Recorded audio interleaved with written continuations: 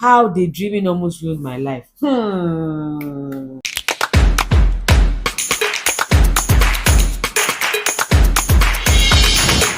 Hello, girls. Welcome to today's episode. How are you doing? Can I say Happy New Year again and again and again? I hope you're ready for this wonderful year.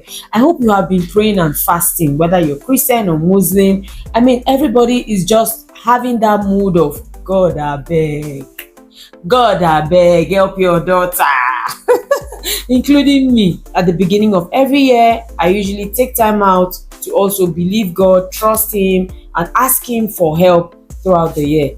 My Bible says that as long as a certain king sought the Lord, he prospered. I want you to go search for that scripture. Alrighty, so today, are you ready for our conversations, our heart-to-heart conversations? Have you liked? Have you subscribed? Have you shared? Have you commented? Have you? Alrighty, so I'm going to share with us how daydreaming almost ruined my life.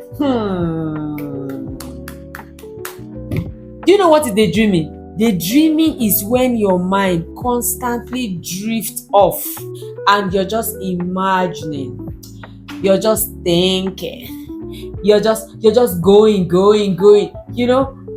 It will happen in such a way that you are lost from reality. Like your mind is not here. Your mind has gone on to something else that is not yet in existence. Daydreaming is like creating stories in your head where you can explore ideas, have fun scenarios of what ifs. Some people even daydream about bad things. Yeah. Some people start smiling like they are lost to the next thing and now smile. Only them by themselves. Then some people will start feeling sad.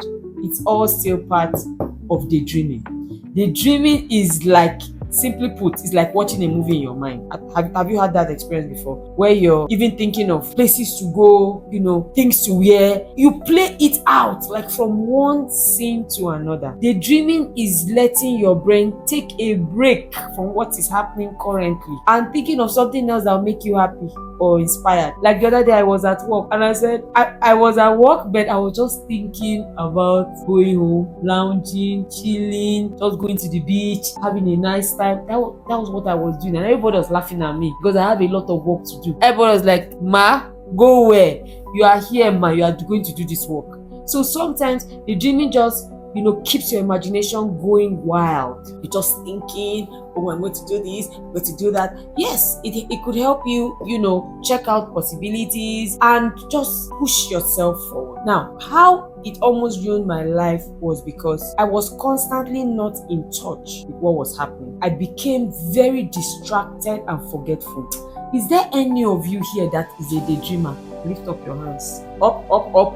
I meet girls every day. When I became a coach, I started to do a research about daydreaming, and I found out that it's very common with girls, more common with girls than boys. When I go around schools, talking to girls, when I have my campaigns and mentoring sessions, I've had girls ask me, "Ma, please, can you teach me how to deal with daydreaming, excessive daydreaming?" So daydreaming in itself is not wrong, it's not bad, but there's a negative way to go about it. When it's not structured, when it's not arranged, when it's not put together, it will become a problem. So while I was growing up, I would daydream so much that even though I am in class, listen, not like I did not go to class. I went to class to read, but by the time I'm done from class, I can't remember anything I read. Why? I was daydreaming. My grades would fall. I would have issues with people. I was always very forgetful. I was always apologizing because I would daydream. I dreamt about getting married to a tall, dark, and handsome man, aka TDH. How many of you want to get married to a TDH?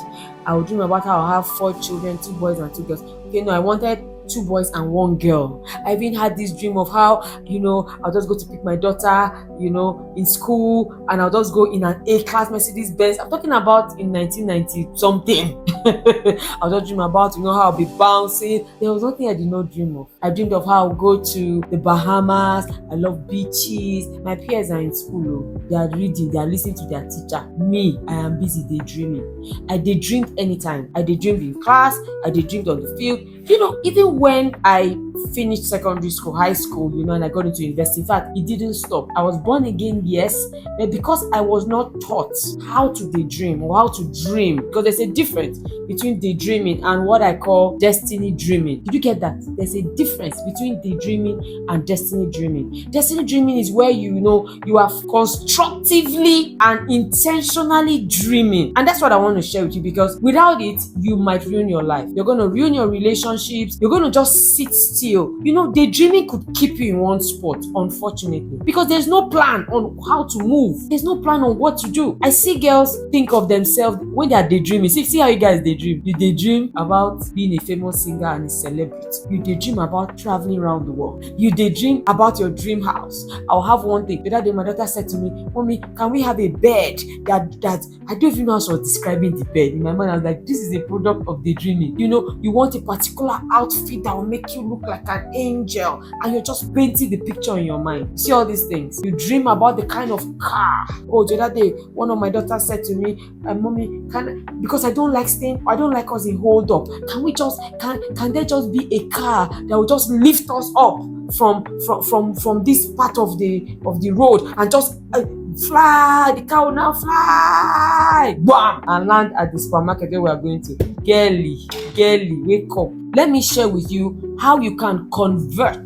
your daydreaming into something that I would call destiny dreaming, into something that will have substance. Very simple things that you can do. And these were the things that actually helped me come out of that distractive nature. Daydreaming is distraction. I'm telling you the truth. It fuels your not being able to be productive because you're constantly not in the present. So one thing you can do if you want to make your daydreaming not be a waste, or will I say your destiny dreaming come alive, is think about it that you must think about only things that are inspirational. Do you understand? Make sure that every time you're thinking of it, anytime your mind is focusing on something, that it is for something that will inspire you, that will make you become a problem solver. Recently, somebody said to me, "Tima, one thing I like about you is that when you see challenges, you don't sink in your challenges. You are constantly coming up with solutions to come out of it." That's what daydreaming does, or destiny dreaming does. So your dreaming, your thinking is not random. It is constructive. One other thing that you need to do is to link your daydreams to real world actions. This was one thing I did. Every time that my mind wandered away, I just brought it back by saying, what can I do now? What can I do now? Oh, so you want to be the greatest author on earth. What can I do now? Can I start writing short stories? Can I learn how to do these things? I started to build skills from my daydreaming, because daydreaming before was going to just shut me down and shut me out. This is why I started to keep a dream book. I call it an idea book. That's what I want you to do. Get a book. Mine is color pink. It's pink and beautiful. Every time an idea comes to me, every time that a thought that I think would help my life would come to me, I would write it down. Just leaving it in your head keeps it floating there and takes you out of reality. So keep that dream journal. Set dreaming dates. Yes. Get a date and say, now I want to dream. And then you begin to think and dream. And as you're dreaming, be journaling it. Now, the reason why you must always do this is so that your dream is not lost. In as much as you're painting a picture or playing out a movie in your mind, you don't want it lost. You want to track it. By the time you journal it, you can now get a vision board. Many times, children, young people, even adults think that a vision board is just you getting magazines, cutting out the pictures. Everything that I like, I just put it on the vision board. That's not what a vision board is meant to do. A vision board is meant to help you tangibly touch, as it were, to a large extent, what it is that is in your mindset. The more you see it, the more you can take simple steps, little steps, create goals that can help you walk towards it. I remember that those days when I would just dream aimlessly and helplessly and carelessly, as far as I'm concerned. At the end of the year, I'll still have nothing to really show for it, because there was no plan. Remember what we talked about at the last episode? There was no plan, and so I'm just dreaming randomly. And people are achieving things, people are moving forward, people are getting things done, and then you're just sitting down here I am just daydreaming. And you know, girls always tell me, Tima, help me, help me. You need to be able to help yourself, which is why I'm having this conversation. I'm having this conversation because I want you to know that while I'm trying to help you, you need to help yourself. Remember that daydreaming can cost you your life. I'm talking about being distracted. I remember those days. I will go to class to read. After the night reading, the session of reading, I will come back and if you ask me what I read, I cannot know. I cannot know again because my mind was not there. My mind always drifted. See, the dreaming could be indiscipline, yes, because some people are not disciplined in their thoughts, so they just allow it to be random everywhere. Your mom is sent you to go and cook, they are daydreaming, they're dreaming of third that cancer, aka TDH. The food will burn. Your parents will give you chores to do, give you tasks to do. You can't accomplish it. And you know they'll be asking you, Janet, why have you not finished this? You say, but I've been busy since. You're being busy, but you're not being productive because you are daydreaming. Because you're just allowing your mind to go everywhere randomly. Please create a balance. Find a way to bring this thing together, which is what I've just shared, so that you don't end up like me, because my life was going to be destroyed. Everything in my life was going haywire. Meanwhile, I'm called of God. I have the grace of God on my life. I'm intelligent. I'm smart. But yet, the dream was going to ruin my life. I was losing touch with reality. And I don't want this to happen to you. So that's why we're having this conversation, so that you can begin to create a balance. A balance. A balance. Your focus, your attention, your time, everything is well structured, even if you are just 6 years old. Mom and dad can give you that guide. I want to end by saying that every big achievement or accomplishment in life starts with a little dream, just like the one that you are having. Your job is just to put it together. Every time you imagine something is possible and you take steps to do it, remember, doing is our year of showing kids. Show kids, girls, show kids. Every time you do that, your creativity grows, your confidence grows, your capacity grows, and people be like, who is that girl? They don't know that we have had this heart-to-heart conversation, and that you are growing, that you are learning, and that you are becoming. Let your dreams keep inspiring you. Let them keep pushing you forward and not backward, or keeping you in the same spot.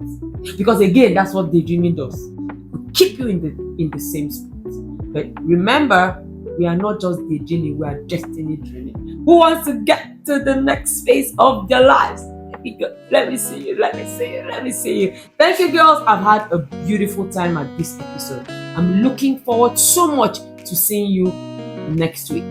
Remember, I will not come here next week if you do not share this video with your friends. If you don't tell them about it, and if you don't subscribe, if you don't send a comment, if you're not in it with me, then I'll be gone. I'm sure you don't want that to happen, because I want to see it next week. See you, girls. Be good, and let me hear good reports from your parents. Love you so much. Take care of yourself. See you next week.